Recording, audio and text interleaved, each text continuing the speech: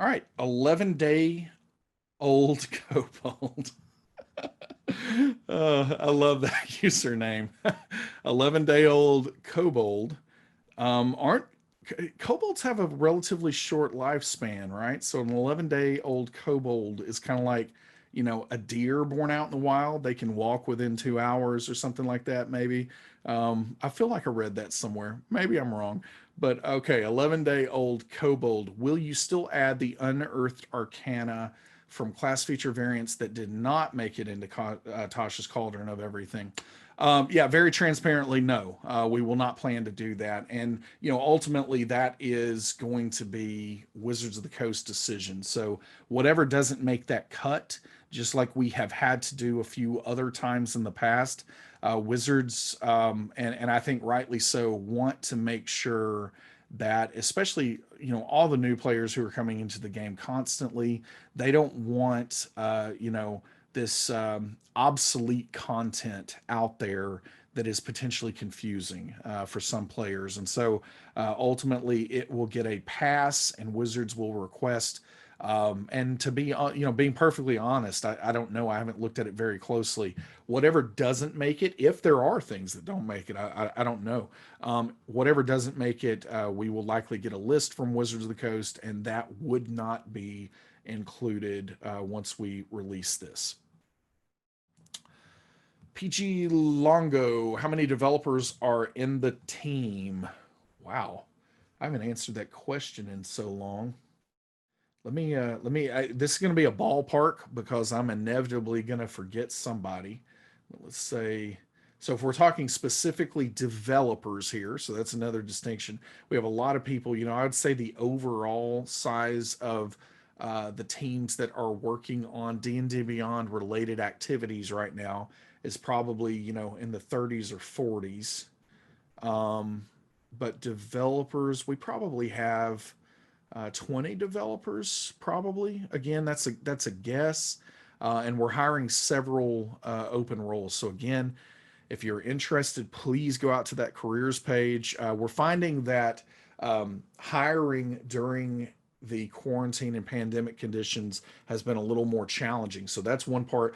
The actual work, we've been getting through that pretty well and adjusting to remote work. But the hiring part of the process has been, we haven't hired people as quickly as we want to. So if you are sitting on the fence and you're ultimately saying, oh, I would never be able to do that, they would never, choose me or anything else like that, shoot your shot and see what happens, because we really are looking for several roles that are open right now. So go check that out. Tiamat ZX. Let's see. It looks like I'm probably losing questions here because I am not getting through. Let me see. Yeah, I think I don't have.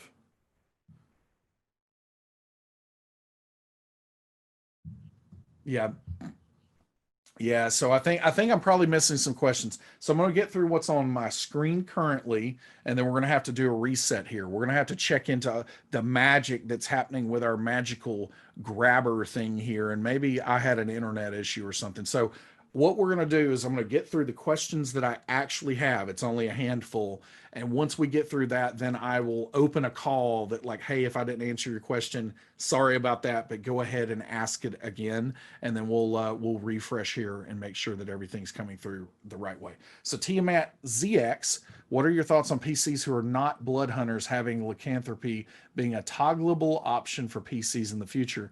That is something, applying templates of various sorts, and I know fifth edition doesn't call them that. I don't believe it does anyway. But so that was kind of a third edition term there. But yeah, for lycanthropy and vampirism and other types of things, that is something that is on our list. No idea when we can get to that, but it is something that we would love to see at some point. Monocled Moose, will you be adding any additional sorting ability to my character page? I would love to be able to group sheets together. I completely agree. So adding folders has been one of those things that we've been hovering around. And I say folders, it may take a slightly different form. It may be a tagging system or whatever else, but organization, I guess I can say, has been something that we have been circling for a while, and it's kind of been in that short list of things that we might try to tackle in between some of the larger rocks that we're going in on. And so no idea on the ETA here, but it is something that is on the radar and something we would love to do. Mr. Grimm one, is there any plan to allow for homebrew maps or adding more map packs? So, yes, on the first, it is on the longer term list. And then on the second part, adding more map packs, that is dependent on what we can get from Wizards of the Coast. So, if they open up our ability to do more map packs, we will absolutely add them. Leopard 7200 7200. Is there a way to implement a pause feature into the encounter builder for battles that run beyond a single session? Implement a pause feature into the encounter builder for battles that run specifically to hold initiative, order, current HP, and round turn numbers between sessions. So yeah, actually, this one for me, the pause thing gave me pause. But yeah, essentially, I understand what you mean, but essentially saving an encounter that could then be picked up later, it is definitely part of the plan. And we hope that we can get to that as we start to, get transition from beta in the encounter builder or the from alpha in the combat tracker to beta with it. So we're going to see if we can get to that. It looks like I'm getting questions now. I don't know how that's happening, but so we've got some questions. So maybe you can ask questions. Let me see if I got any. Yep. Okay. All right. It's working now. So if you've been holding on a question, go ahead and start asking those.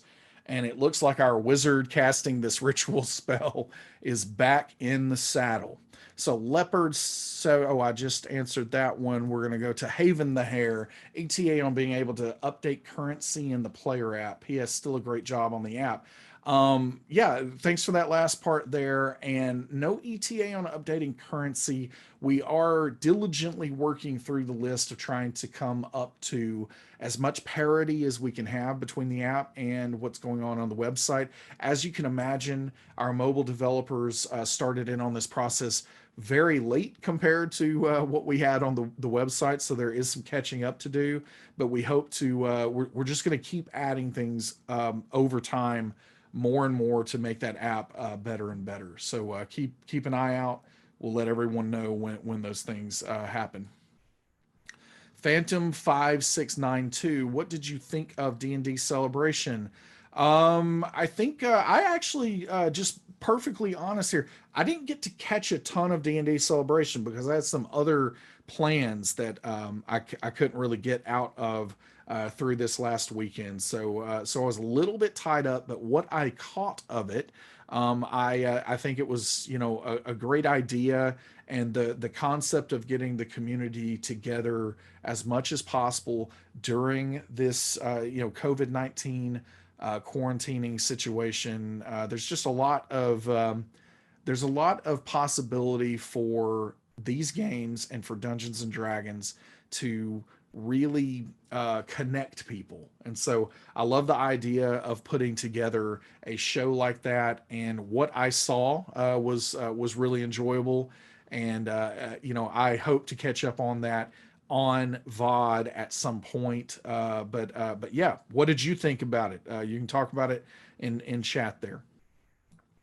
Kilgore 44, what is your favorite 5e published adventure? Really good question. It's going to be hard not to say Curse of Strahd. It comes down to qualifying that word favorite there. So a great example of what I mean here is I am not a first person shooter player when it comes to video games. I'm not twitchy enough. I'm not, I grew up on consoles because I didn't have a computer until I was like in college, and that kind of thing. And so, that's not great for aiming. But so for instance, I played the first, Halo Combat Evolved, and I would say that Halo Combat Evolved was just groundbreaking in many, many ways. But it was such a well made game, and I could recognize that it was a masterpiece. But again, some of my issues that I personally have with first person shooters, it's not going to be my favorite game. And what I would say favorite, the one I'm going to enjoy the most playing. And so what I would say is, if favorite is using criteria like, what is the best, or that kind of, what can I recognize as a masterpiece, Curse of Strahd is probably that for me. I don't personally like playing Curse of Strahd the most, because gothic horror and some of the other elements there are not my favorite genre. But really well put together adventure, really, really great. I love it for its excellence in its execution. But I would say that the thing that I love playing the most is actually one of the first. I love Tyranny of Dragons, and I think it's just, I like the concept behind Tiamat having a cult trying to release her from the nine hells. It's just such a huge epic hook.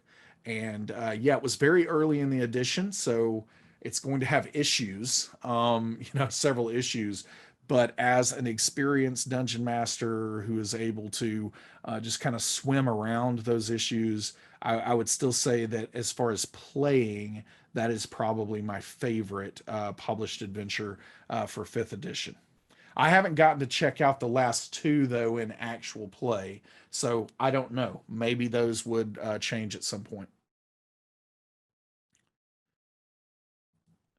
Molster, I hope you're having a good day, Adam, and that you get this question. So that is the aforementioned Thomas that I was talking about earlier, who was making sure our questions were working here. So yes, I'm having a great day, Molster. Thank you for asking. Fat Robot, any plans on enabling homebrew mechanics to interact with the character sheet, such as homebrew conditions? That's a great question, and something that I would not anticipate seeing anytime soon. But that's not to say that it couldn't happen at some point. I think when we get into an effects system where you can toggle on rage and that works on your sheet and that kind of thing, we can start looking at some options like that. I would say that before we would focus on homebrew conditions and other elements outside of the homebrew that we currently have, we would definitely be looking at base classes before we would do that. And then we would probably be looking at base weapons before we would do that. And then finally, we would look at some of the optional components that are in the Dungeon Master's Guide, like spell points and some of those kinds of things. E Brown 72. Will we need to buy Tasha's Cauldron of Everything to use the lineage character creation system? The truth about this is, I don't quite know yet. I will tell you that I don't think you're going to be. I don't think you will have to do that, but ultimately, please don't take that to the bank yet, because ultimately that is going to come down to what Wizards of the Coast decides to do here. But I do know that customizing your origin has been a part of the already released season 10 guidelines for the Adventures League. And in my gut, I believe that it will be something that will be made available. But again, trying to 100% confirm all of those details. I can tell you that our intention would be that hopefully, yes, you can. So we'll see how that plays out. Kale the Adventurer, do you think the DDB team will be ready to implement the material in Tasha's by the time it comes out? IRL. IRL. It's IRL is one of those that, so there are many, many times that I read the social media out there, and I have no idea what these acronyms mean. There's like ICYMI, and for literally years, I had no idea what people were talking about there. I come from the old World of Warcraft days where I had to figure out things like Roffle. So, ROFL, roll on the floor laughing. I always wondered why it was Raffle and not Rotful, because like why do you use the O in the acronym but not the T? That never made any sense to me. But ultimately, Raffle and those kind of things. Uh, Lamau, like laughing my keister off. Those were the things that I grew up with. And so all these new things. So true story, I had no idea what IRL meant until probably like a year and a half ago. But now I know what it means in real life when it comes out in real life. All right. So given that, um, ultimately the answer here is we are going to cover, as always, as much ground as we possibly can. So to not, put undue pressure on our development teams right now, I'm not going to say yes, 100% we're going to do this. I can tell you that the outlook is very, very good, that we are going to have the major significant components of this, the class feature options, all of what's going on with origins, all of those elements should be good to go before the book launches. And we're definitely going to have the subclasses in place and all of that material. So I have not read every last detail of what's coming out in that book yet, but as soon as we can dig into that, I think the chances are good for a very, very high level of coverage, because this book, knowing that it was going to be a huge rules expansion, we have really, really pulled out the stops to do everything that we can. So again, I know that's a little bit of a non-answer, but I think the key that I'll summarize there is we have given this an incredible effort, and I think that we are going to be in really, really good shape by the time that book releases. Lord Garthon, this might be a data showcase request. What are some of the rarer monsters used in DDB? Looking for some cool monsters to use in my campaign. So yeah, so would that be um obviously we can't have a conversation and I can't ask you this clarifying question directly, but I guess the question would be, are you talking about homebrew monsters, some of the rarer ones from a homebrew perspective? Because that's probably not, because that's probably not going to get you what you're looking for. If you're talking about rarer from the actual official content, then I think that's something that we absolutely can do. I think that we did that one time with race and class combinations, which ones were the least popular, and that actually was pretty well received, because then this is kind of funny. We saw a spike in every single one of those combinations. So there are a lot of people out there that want to be unique with their character concepts, and so yeah. Well, I think we could extend that to magic items and monsters and some of that in the future. So we'll add that to our list. We haven't done as much of the data elements here in the dev update recently, because the data team has been focused on some really, really huge initiatives for our business and for our community here. And so I hope that we can get back to some of that pretty soon. We've been talking about it. So this is a great request, and I'll add that to the list. Let's see. I think I already answered that one. IO Duff, have you ever thought about Twitch drops? I.e., watching a D&D Beyond stream for 30 minutes will unlock an extra character slot, a new portrait, background, or even dice. New extra character slot for watching a stream for 30 minutes. That's a little powerful, but yeah, like the answer is we have definitely thought about drops, and we would love to do something with drops at some point in the future. I think that we are really, really exploring a lot of what you can do with Twitch, and it's all just a matter of resources. So it would not surprise me if you saw something with drops in the future, because we think that that is a pretty fun incentive that we are likely to play with at some point. Abyssin 13, where in the priority list is adding pre-built encounters in the published adventures? It is part of what we're trying to do with moving um, the encounter builder out of beta into kind of a full release. And so from a prioritization standpoint, I think that I really fumbled that word, prioritization standpoint, Uh, it is, kind of short termish.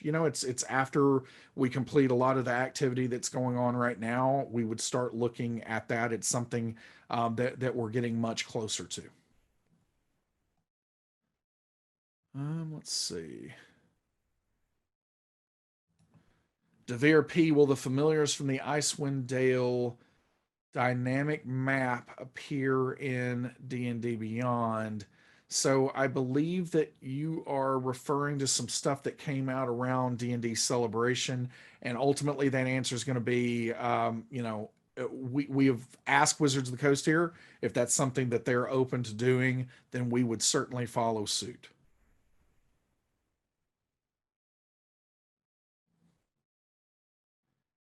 Saber Runner. Can we have autofill monsters to an encounter based on CR and an environment? That is something that we want to do. It is on our list. I can't say exactly when that would be in place, but it is definitely on the list and something that we talked about. Why Werny win? Why Werny and Nywin? Sorry. Um, are you planning to add the Red Nose Day adventure from the spring Return to Glory like you've done for previous extra life content? Again, as with all of those things, we're going to add what Wizards of the Coast, sends to us and provides to us. And so we have put out a question about that one, and I don't think they have gotten around to submitting that one to us. So, feel free to ping them on their side too about adding it to D&D Beyond, and we'll do the same from our side. So I imagine we will see it at some point, but it just hasn't. We haven't closed the loop yet. Um, P. Chris Lewis 83. How is it coming on getting dive rolling in the app? So I am not exactly sure how we're going to get dive rolling in the app because that's a move that really is more kind of talked through at the table. It's not something that, as far as I'm aware, there's a mechanic for dive rolling. I think that that's more of like my monk attacks and then using the mobile feat I'm going to disengage, and as I disengage I dive. Sorry, I couldn't keep it up. Sorry. uh, so um, getting dice rolling in the app is, I imagine, what's being asked here. It is on the upcoming that I talked about a little bit earlier. It is something that we want to do and something we'll have more news on before too much longer. Ailwin, what language slash SDK in use for the mobile app? Xamarin. So it is not Xamarin. Well, elements of Xamarin and the Reader app that we've had. And as far as the rest of that goes, I am not the person that can answer that. So when we have Mr. Dave Hartless on again here before too much longer, that is an excellent question to save for him to be able to answer. Alt F4 will help. What would we, as fans of the Eberron setting, have to do to get Exploring Eberron onto DDB? Are there any recommended Wizards of the Coast channels that we could use to communicate that we'd like to see it become official? Thanks. I'm not exactly sure about what kind of channels would be the most useful to get that to become official. I'm not sure what would change Wizards of the Coast mind on that. So yeah, I don't know how to answer that question. Unfortunately, I mean, I know Discord, social media. There are places definitely that you can try to get their attention. But I can also say for Dungeon Masters Guild content like that, there isn't much of a precedent for that happening. So maybe the cards are stacked against you. It is a great product. I definitely like the product quite a bit. Love what Keith does, and so yeah. I mean, good luck. If it happens, we would definitely add it to D&D Beyond. Ancient Fire Dragon, ability to block shared content from your library if you are not the campaign owner, but just a participant. That is a great feature and toggle, and something that we would love to do. We just haven't been able to get to it yet, but it is something that we have talked about. Let's see.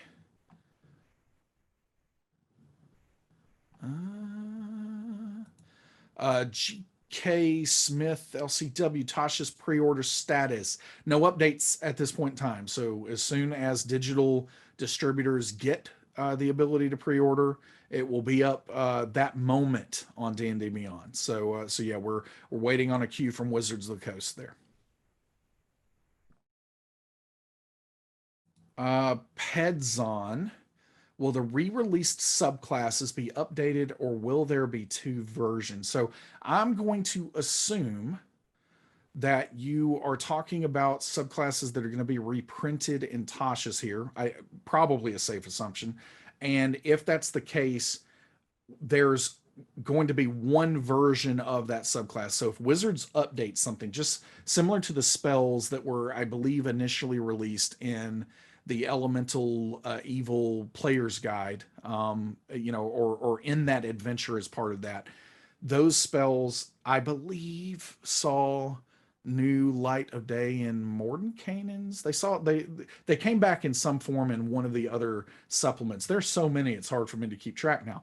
But when they came out with updates, we updated even the ones that were in Elemental Evil. So that's the joys of a digital platform. You have that ability to do that, and we would follow suit here. So if there are updates to a subclass, it will be updated everywhere you see that subclass, and there would be only one copy of that. Time for one more question. Lanarchy 74, in Tasha's book, it says on page 321 in the second paragraph, yeah, just kidding. Ha, ha, ha. Dark mode.